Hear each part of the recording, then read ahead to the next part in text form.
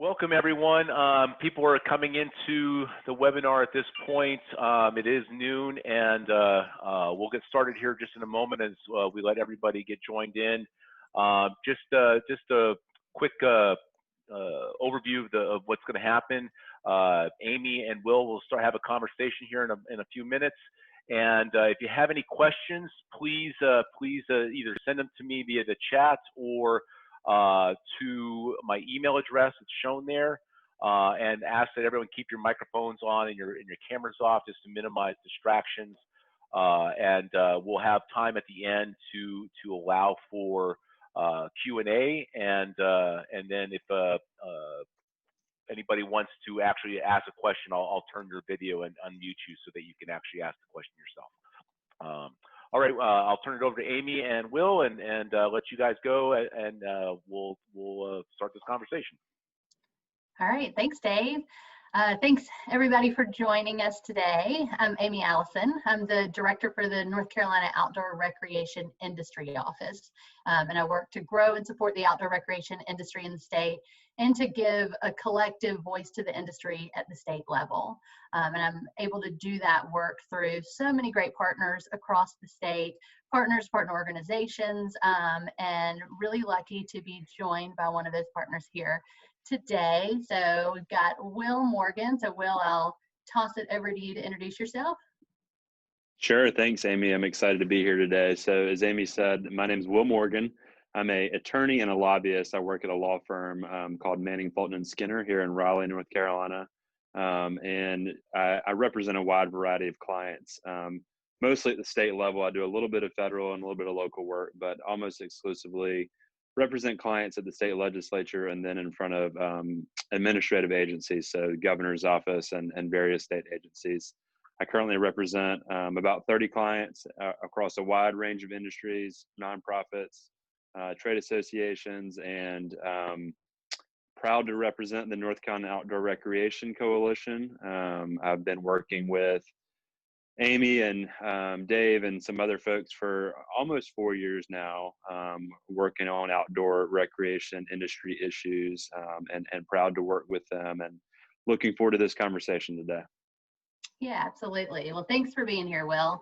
I've had the opportunity to go to DC and do some work with different nonprofit organizations and advocate for outdoor recreation, and always have done that work through lobbyists and folks who are in your role doing this work. But I think there's, questions about what does a lobbyist do? What is your kind of day in, day out, and how do you work to represent a group like the outdoor recreation industry?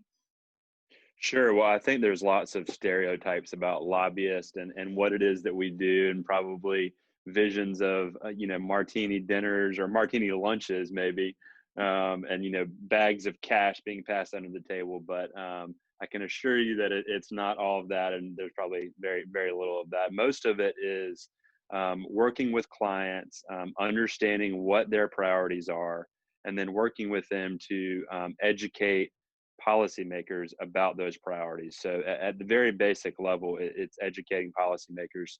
When you think about the North Carolina legislature, there are 170 legislators, 120 in the House and 50 in the Senate.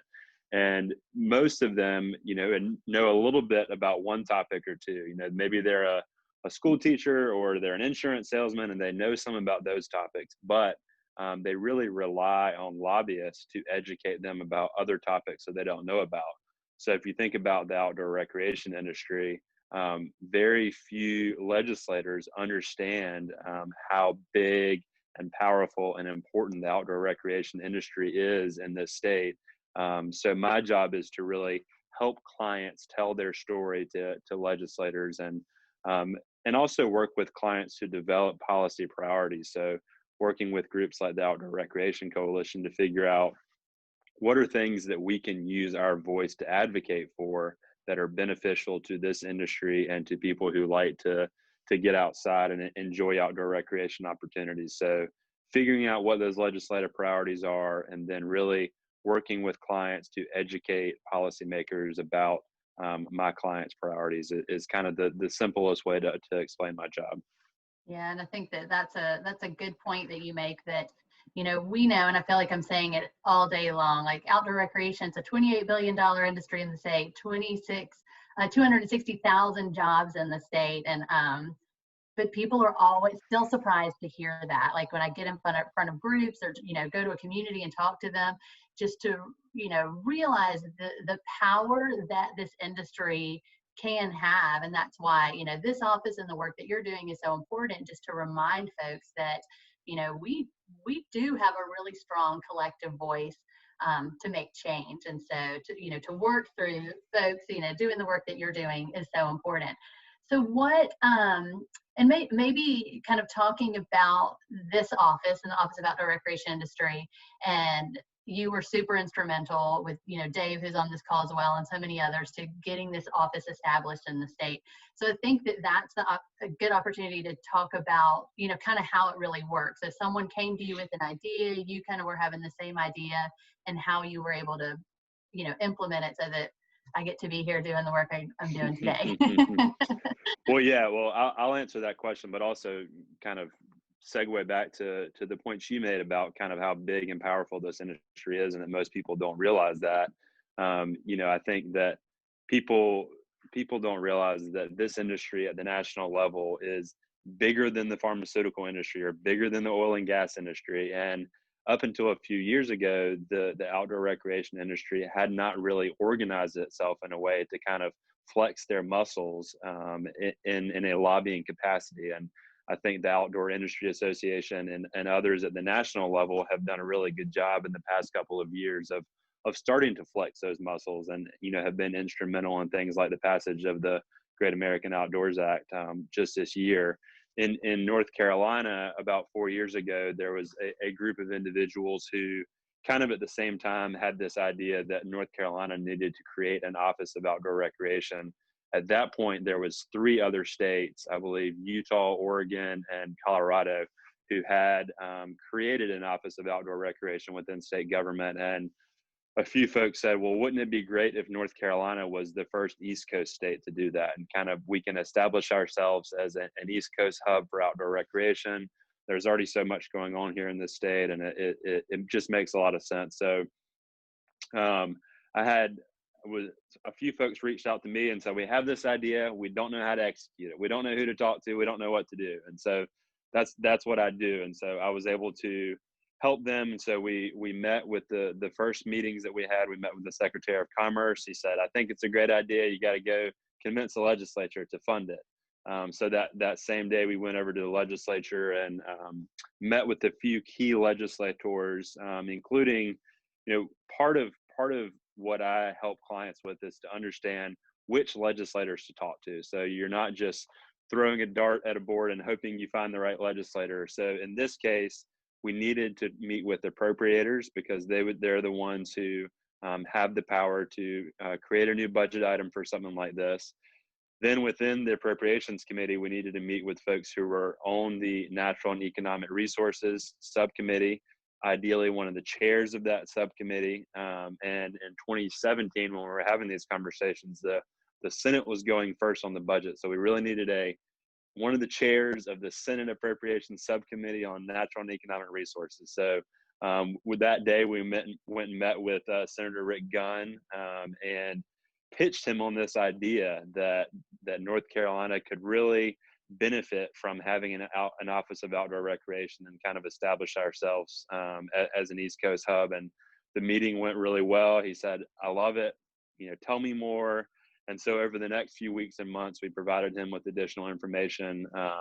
Obviously, as we went through the legislative process, we had to meet with other members of the Senate and House to get this item included in the final version of the budget. But we were ultimately able to do it in 2017. I think we all thought it would take a couple of years to kind of build up legislative support for this. But I think because it was such a good idea, I don't take all of the credit for being such a good lobbyist. I think it's because it was a good idea, and because this industry really resonates with a lot of people. They realize that it's good for North Carolinians who like to recreate. It's good for businesses. It's good for economic development. And so it's kind of a no-brainer win-win. So we were able in 2017 to get a $250,000 recurring appropriation to establish this office, and it was exciting win, and I think we've had a lot of momentum, and Amy's done a great job of kind of continuing with that momentum. Awesome. Well, hey, thank you for doing the work. So I'm glad to be able to be doing this work now too. And I want to circle back to where you just said that, the industry in the nation is, larger than the pharmaceutical industry, which we know is huge, but that there just was never that collective voice, and that we are collecting those voices right now and rallying as a nation and as a state and bringing industry members together through groups like the NC, Outdoor Recreation Coalition and the Outdoor Gear Builders, and really working to, remind legislators, remind our state leaders of, kind of the power and the size of our industry in the state so that we can continue to grow it in a really strategic way. And I think, the stats for North Carolina, it's bigger than the financial industry here, which when you think about Charlotte being like a major financial center in the nation, like that's pretty astounding. So that's great. Okay, so let's talk about, there was just a legislative session in early September. And I know there's a lot of work that's happening right now, in relation to relief, for COVID relief, but lots of other great work happening too. So I'd love to hear just a little bit of an update from that session and different things that happen there that affect the outdoor recreation industry here. Sure. Well, let me take a little bit of a step back. So North Carolina is on a 2-year legislative cycle. So all legislators are elected to 2-year terms, and in odd number years like 2019, we have what's called a long session that starts in January, usually goes through July. And then in an even number year like 2020, there's a short session which typically starts in either late April, early May, and also goes through July. The biggest thing the legislature does every long session year is pass a 2-year budget bill. And then they come back in short session years and are making adjustments to that 2-year budget. This biennium has been unique in many ways. One of the most important ways is that we never passed a budget this whole biennium. So in 2019, Governor Cooper proposed a budget. The House passed a version of the budget. The Senate passed a version of the budget. But then Governor Cooper vetoed the legislature's budget. His primary reason for vetoing it was because it didn't include Medicaid expansion. And because Republicans no longer have supermajorities in the House and the Senate, they were never able to override his veto.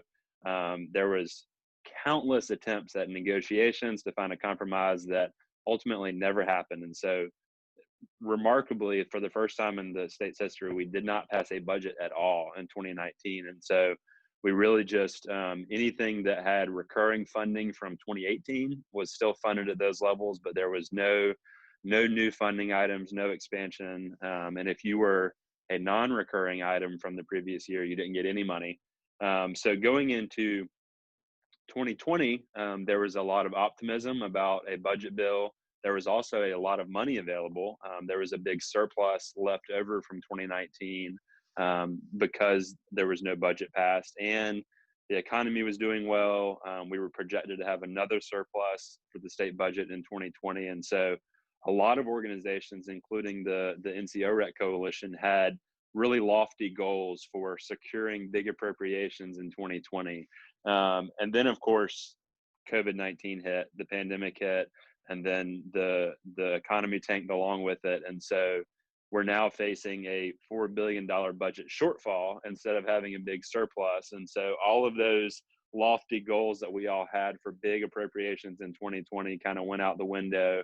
And ultimately in 2020, the legislature again did not pass kind of a comprehensive, even 1-year budget bill, but only really did some kind of must-pass items. And most of those were actually paid for with federal CARES Act dollars. So back in, I believe, April, Congress passed the CARES Act bill, and that allocated $4 billion to the state that the state legislature had authority to kind of allocate to different state agencies and different projects across the state. And so most of the funding that went out this year was federal CARES Act money, and all of that had very tight restrictions on what it could be used for. So it had to be it had to be expenses that were because of COVID, and they had to be expenses that were incurred this year. And so that really limited the kind of the things that you could ask the legislature to fund this year.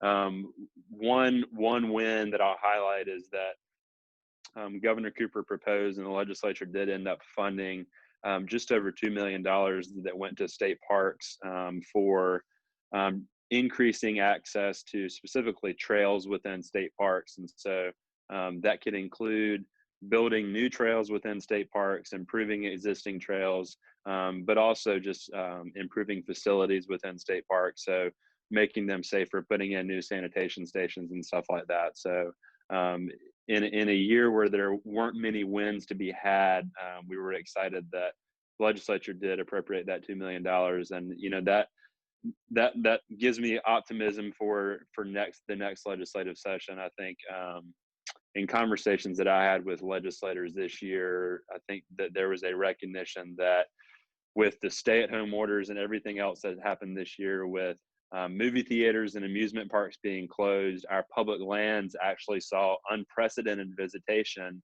And legislators recognize that now more than ever, people need access to public lands and outdoor recreation. And so I'm hopeful that when they return in 2021, we'll have a really compelling story to tell about why now is the time to actually increase investments in our public lands and in our outdoor recreation infrastructure. Yeah, absolutely. I think that potential silver lining of this pandemic is just that, that realization that you just mentioned of how important access to public lands are. And hopefully all the folks who went out on public lands as opposed to going into the movie theater, that we can, bring them into the fold, and they're going to be advocates for public lands moving forward as well. And we can, keep them on our trails and keep creating healthy experiences for them. And we still have a lot of those lofty goals that we went into this year with, and we're going to keep them on the table moving forward. And another mention just for some of the CARES Act money, we have also been able to use that CARES Act funding to work on a statewide stewardship program that we're calling Outdoor NC, and we'll be working with the Leave No Trace Center for Outdoor Ethics out in Boulder, Colorado, and with partners all over the state of North Carolina to really, promote the message of Leave No Trace. And with so many new users getting out on our trails right now, that message is more important than ever, so that we're, welcoming everyone onto the trails, but also kind of giving them the education they need to take care of those places as they go out and recreate. All right, so we've got an upcoming election that we're all very aware of. There was a productive debate last night that maybe folks tuned into. So there's a lot of talk about how North Carolina is going to be in the national spotlight during this election. Can you kind of explain why that is, and what that means to everyone on the call today? Sure. Yeah. So I would say North Carolina is probably the most important state in the whole country for this election. There was actually an article in the New York Times last week talking about how North Carolina is ground zero. So start at the presidential level. I think there's probably 4 or fewer states that are going to decide the outcome of the election in terms of the Electoral College. North Carolina is one of those 4 states. I've heard experts say that President Trump cannot win re-election without winning North Carolina.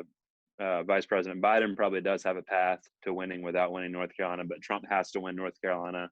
They're polling neck and neck right now in North Carolina. I think it'll be incredibly close. So it's important at the presidential level. Then go down to the U.S. Senate. Senator Tom Tillis is up for re-election this year, and he has probably the most competitive U.S. Senate seat in the entire country. Cal Cunningham, former state senator, is running against him. Senator Tillis is actually currently down in the polls. And so insane amount of outside money is coming into that race, over $100 million spent already for both Senator Tillis and Cal Cunningham. And that could very conceivably determine who controls the U.S. Senate, who wins this Senate race in North Carolina.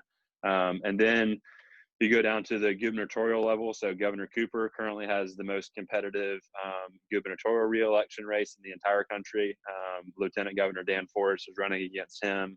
And then even Attorney General race. Josh Stein is up for re-election at the Attorney General level, and that's the most competitive Attorney General's race in the whole country. So North Carolina is a true purple state, and because of that, there's so few purple states in the country. So in most states, if it's pure red or pure blue, a lot of outside groups don't waste their money when they know the outcome of that state. But North Carolina is a toss-up state for all of those races, and so a lot of outside money coming into the state. Then you've also got the state legislature. So as I mentioned, all 170 legislators are up for re-election every 2 years. There's no staggered terms, and so 2020 is a particularly important year because redistricting will happen after the 2020 census, and so really the control of the chamber for conceivably the next 10 years is up for grabs based on who wins majorities at the legislature this year.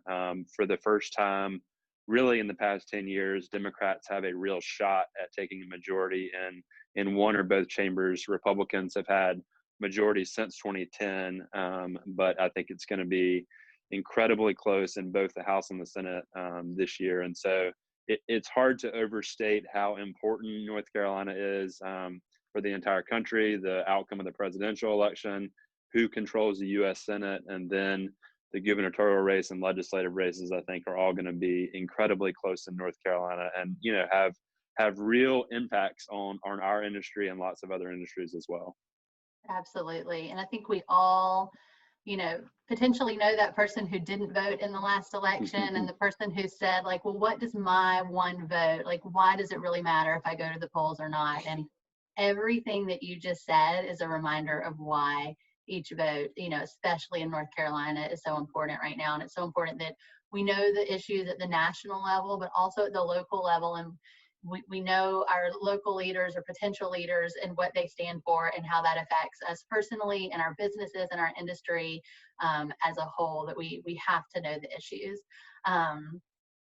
So then what can the industry do? Like, how can the industry engage and be a part of that change and really work towards things that benefit the industry as a whole and, you know, individual businesses?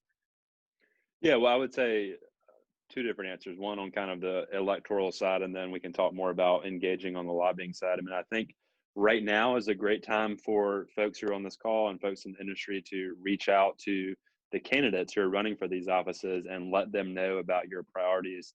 Talk about our industry, talk about the importance of public lands. There's never a better time to kind of get a legislator to commit to supporting something than when they're running for election or running for re-election. So, you know, my dream is that when legislators, you know, right now when they're running for re-election, they're getting asked, like, what do you think about healthcare? You know, what do you think about teacher pay? I would love for legislators to be asked, what's your stance on public lands? You know, what are you doing to support the outdoor recreation industry? And the only way that's going to happen is if folks who are on this call and folks in this industry start talking to their legislators and to people running for election about these issues and kind of making it an issue that they realize their constituents care about. So it starts now, kind of during campaign season, reaching out to your legislators or folks who are running and letting them know that these issues are important to you is important. And then, you know, after the election,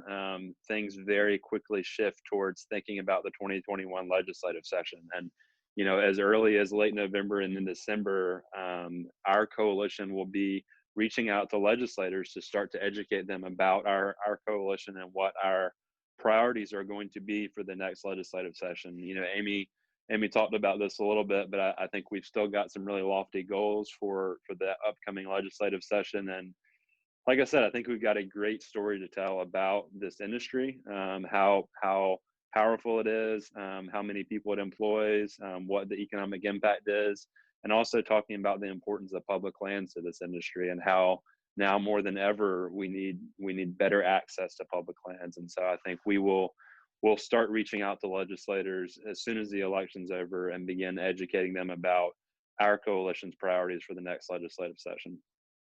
Yeah, absolutely. And we're so lucky here to have the mountains and the coast and everything in between and so many public lands as it is, but we know that there are plenty of folks who don't have access to outdoor recreation. When we were given orders to stay home, stay safe, but but get outdoors, but stay close. Like there's a lot of people who can't stay close to home and get outdoors. So I think this is, a good time to remind those legislators of that, and that we need to create more access to public lands. And the outdoor economy, it's huge in our rural areas where so many of our natural assets are. So through this industry, we can really help to grow and improve our rural communities as well.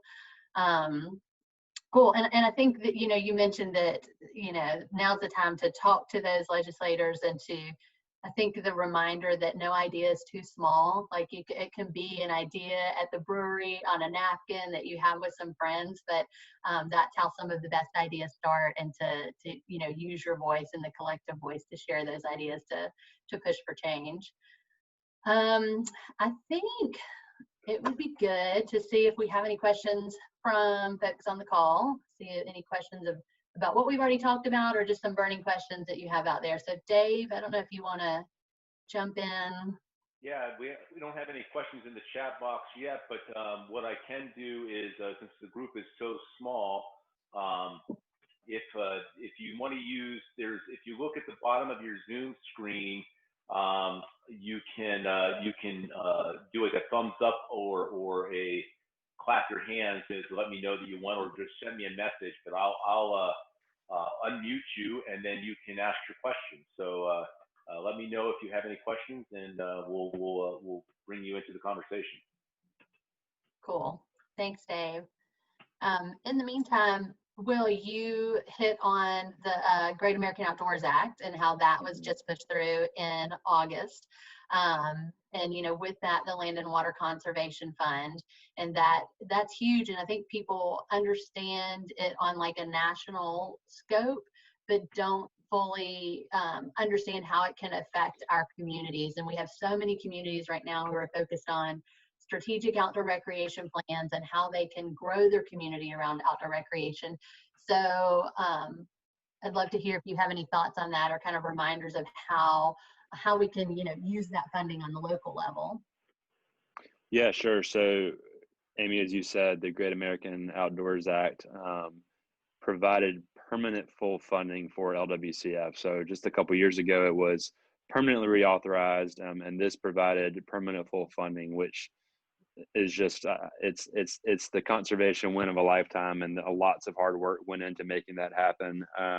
So it's $900 million at the national level, and so in North Carolina that looks like so the fund had been at around $450 million for the last couple of years. So this will double the amount of funding at the national level, which will then double the amount of funding that North Carolina gets. So North Carolina has been getting around $4.5 million a year, and now we'll be getting around $9 million a year in LWCF money. About half of that goes to local parks projects, so working with county and municipal governments to fund anything from ballparks to greenways within municipalities and county governments.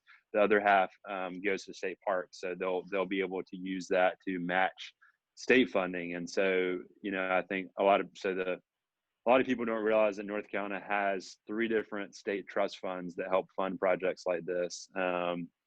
The biggest one is the Clean Water Management Trust Fund, that both state agencies and nonprofits, local land trusts can apply to the Clean Water Management Trust Fund for funding, as well as local governments. And then the Parks and Recreation Trust Fund, similar to LWCF, has half of it goes to local parks projects and half of it goes to state parks projects. And so I think local governments, like you mentioned, Amy, as they're thinking about kind of what can we be doing to increase public access, I think need to be aware of those different pots of money that are available, that they can work with the Parks and Recreation Trust Fund to secure funding, both from the Parks and Recreation Trust Fund and from LWCF, to help fund those projects and increase access.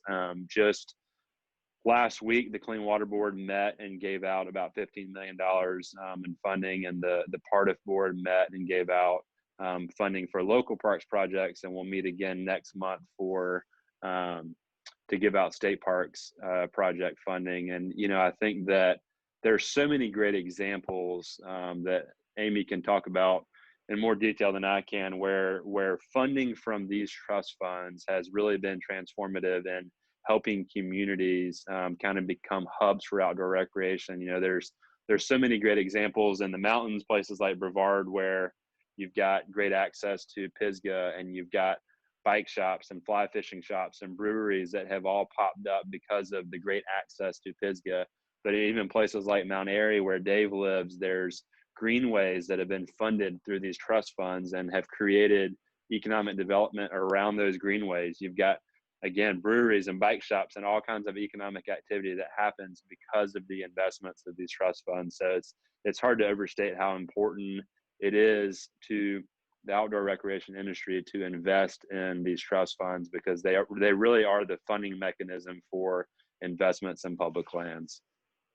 Absolutely. And there's so many cool projects out there that are on the table right now looking for funding. And yeah, and you can get online and look to see the projects in your area that have been funded. You know, we're familiar with a lot of them, like the Blue Ridge Parkway and some of these kind of, more highlight places, but a lot of, local ballparks and local parks and the local swimming pool, municipal swimming pool, those have been funded through, some of the different grants that you spoke about.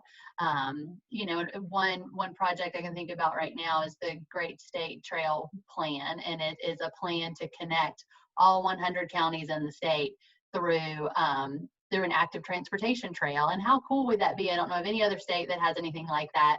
And we've got folks on the ground right now doing that work to make that happen. And I think, a win like the Great American Outdoor Act, as you said, it's just, the win of a century. It's so profound and is really going to help, every state across the country really move forward with these outdoor recreation plans that benefit the economy in those areas. Yeah, and Amy, I don't know if we have any questions coming in, but something you just said reminded me that, I think one thing that people don't realize about lobbying, you mostly think about the state legislature, but there are so many important opportunities within state agencies too. So working with agencies like Department of Natural and Cultural Resources that houses state parks, working with the Wildlife Resources Commission, even the Forest Service, there are incredible opportunities to work with those state agencies around outdoor recreation issues. And there's both funding opportunities, there are pots of money that those agencies have access to, and then there's also policy opportunities where you can very easily help shape the direction of these state agencies, and they've got resources and they've got the ability to move the needle. And so sometimes it's a matter of building those relationships and sitting down with these agencies and working with them to kind of shape the way that those state agencies work. And you can really make an incredible impact, even outside of the legislature, just working with these state agencies. Absolutely. Well, and tapping into, groups like the NC Outdoor Recreation Coalition, who, has the direct link to someone like you and the work that you do to help move the needle and make that change happen. And just knowing those resources and encouraging everybody to reach out, collaborate, and, remember that your voice is as strong as anyone else's out there. So if someone's knocking on the door, it might as well be you, is what I like to say. So, cool. Well, I don't think I see any other questions coming through. I do want to remind folks that the Outdoor Economy Conference is coming up. It starts tomorrow. It is every Thursday through the month of October from noon to 4. And it's really, highlighting some amazing topics, diversity, equity, inclusion in the outdoors, next generation outdoors, entrepreneurship and innovation in the outdoors. And, the last Thursday in October is a Building Outdoor Communities focus, which I was a part of it last year. It's super cool and really gives community leaders the opportunity to think about how they build community around outdoor recreation and grow the economy in their area through outdoor recreation. So I encourage folks to look into that. I also encourage everybody to check out the NC Outdoor Recreation Coalition and figure out how you can get involved with our organization and be a part of the larger industry in the state as well. And Will, what am I leaving out? What do you want to kind of leave folks with for the day, as we walk away from this, kind of what is that last kind of nugget that you want people to go with? Yeah, two things. One is get involved in our coalition. We are actively recruiting new companies, new organizations, new individuals, and welcome people's participation. Like I said, after the election, we will quickly pivot to planning for 2021 in terms of our legislative agenda, and kind of planning our lobbying activities. In an ideal world, we would have a big lobby day in Raleigh and invite all of you here. And we've got visions of kind of on the lawn outside the legislature having a bunch of outdoor gear that was made in North Carolina and kind of having a great visual. That might be hard in the time of COVID, and a lot of folks are kind of pivoting to virtual lobby days now. But it is incredibly important for legislators to hear from people in this industry about how important this industry is to the state. So I encourage all of you all to get involved in this coalition. We welcome your participation. So please don't hesitate to reach out to me or Dave or Amy or anybody else if you want to learn how to get more involved. And then the last thing I'll leave you with is don't forget to vote. I mean, hopefully you took away from our conversation about how important North Carolina is to this election that we could decide the presidential election, we could decide who controls the U.S. Senate, and in some of these state legislative races, there were multiple races in 2018 that were decided by less than 100 votes. So I mean, your votes really do matter. I can't stress enough. Make a plan to vote. Make sure you vote early, or do whatever you're going to do to make sure you get your vote in on time. So I will leave you with that, Amy. Yeah, I think that's great. Get out and vote. Take somebody with you when you go. And I love the vision of the boats, the kayaks, the Sylvan Sport trailer, the hammock, all on the lawn in Raleigh, and really that reminder of all the gear that's made here and all the all the energy behind the industry here. So, all right. Amy, we did have a question come in while you guys were finishing up there. Just a question for Will on how could the election results affect funding for the various trust funds that we've been discussing, and with the potential loss of some of our champions, how will that champions within our industry, how will that affect funding? Yeah, I mean, those are both great questions. I think that we've worked really hard over the past 10 years to try to make funding for conservation not be a partisan issue, and have really developed a lot of legislative champions within the Republican majorities who are invested in conservation and public lands, and have had a number of legislators really go to bat for those trust funds. Unfortunately, kind of to the second part of the question, a number of those champions are retiring at the end of this year. A few that come to mind are Chuck McGrady, who in the House has really been the biggest champion for funding for public lands over the last 10 years. He's retiring. Similarly, on the Senate side, Senator Harry Brown is retiring after, I think, 18 years at the legislature, and he's really been instrumental in funding for these trust funds. And then Senator Gunn, who we mentioned earlier in the call, who helped create Amy's office, is also retiring. So a lot of key retirements, and I think that really just emphasizes how important it is to continue to educate legislators. It is a constant process. Even in a normal election cycle, there's going to be turnover, and there's kind of a constant need to educate legislators. In terms of funding levels, without getting partisan, I mean, prior to Republicans taking over in 2010, funding for example, the Clean Water Management Trust Fund was at as high as $100 million. Obviously, the recession hit at the same time that Republicans took over the legislature in around 2009, 2010, and it dropped down to $10 million and is now back up to about 20. And so, I think that there's certainly reason to think that Democrats would probably increase funding for those trust funds. But, the challenge with that is, as I mentioned, there's likely to be a budget deficit next year because of the recession that's tied to the pandemic. And so even if Democrats take over the legislature, I think it's still going to be tough to get significant increases for these trust funds just because of the fiscal reality of the state budget right now. But I think that there's other opportunities to get funding. Just yesterday, I was talking to some folks about the possibility of a bond package at the state level in 2021. Even though the state doesn't have a lot of money right now in the general fund because of decline in tax collection revenue, money is incredibly cheap to borrow right now, and a lot of folks are thinking about what a bond package would look like in 2021. So I think that there will be lots of opportunities in 2021, but there's certainly going to be a need to educate new lawmakers with a number of key champions retiring at the end of this year.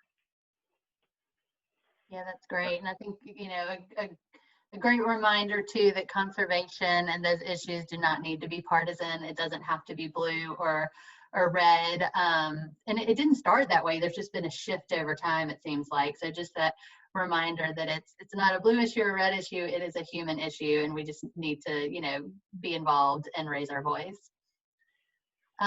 Dave, any other questions? No other questions came in. I apologize. There was a couple late people who were in the waiting room, and I just got done admitting you. We are near the end of the session, but for everyone, this session was recorded and will be put up on our YouTube channel and made available for viewing at your leisure in the future. So just we'll follow our social media pages or check out our website to get access to that video. That's great. Thanks, Dave. And Will, thank you so much for being here today and for really sharing all of this information. You've got a lot going on up there, and I think that you're a wealth of knowledge that I appreciate being able to tap into to help really grow the industry in the state. So thank you so much. And Dave, thanks so much too for helping getting this organized, and for everyone who joined us. We really appreciate you being here. Don't hesitate to reach out and let us know how we can help you grow the outdoor economy in your area and do the work that you're doing. And thanks, Amy. Thanks, Dave. All right, thank you. We'll end it and look for our upcoming webinar in the next few weeks. We're looking at doing something post-election to talk about the election results. Thanks for everyone for joining us, and we'll talk to you soon.